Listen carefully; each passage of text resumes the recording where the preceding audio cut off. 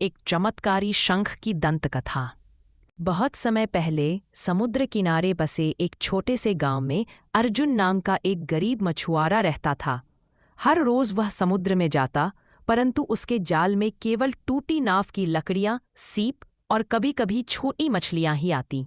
उसका जीवन कठिनाई से भरा था। एक दिन तूफान के बाद जब वह जाल खींच रहा था, तो उसमें एक चमकता हुआ विशाल शंख आ फंसा।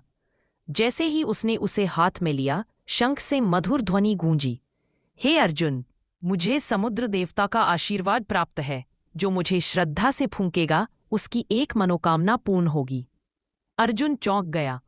पहले तो उसे विश्वास नहीं हुआ, पर उसने डरते डरते शंख बजाया और मन ही मन प्रार्थना की, हे समुद्र देव, मुझे इतना मिल जाए कि मेरा परिवार भूखा न रहे। अगले ही दिन उसके जाल में ढेर सारी मछलियां आईं और वह गांव का सबसे संपन्न मछुआरा बन गया। लेकिन धीरे धीरे उसके मन में लालच बढ़ने लगा। उसने शंख बजाकर सोना, महल, सेवक सब मांग लिए।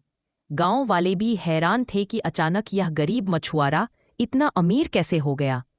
एक रात अर्जुन ने सोचा, क्यों न मैं समुद्र देवता की पूरी शक्ति ही मांग लूं, फिर मैं स्वयं देवता बन जाऊंगा। उसने फिर शंख बजाया और वही इच्छा व्यक्त की। जैसे ही उसने कहा, शंख से भयंकर गर्जना हुई। हे मूर्ख, तूने लालच में अपनी मर्यादा खो दी। अचानक शंख फट गया। सारी दौलत, महल, सेवक पल भर में गायब हो गए। अर्जुन फिर उसी टूटी नाव और फटे जाल के साथ अकेला रह गया। उस दिन उसे समझ आया कि शंख ने केवल यही सिखाने के लिए उसे वरदान दिया था। सच्चा सुख संतोष में है, लालच में नहीं।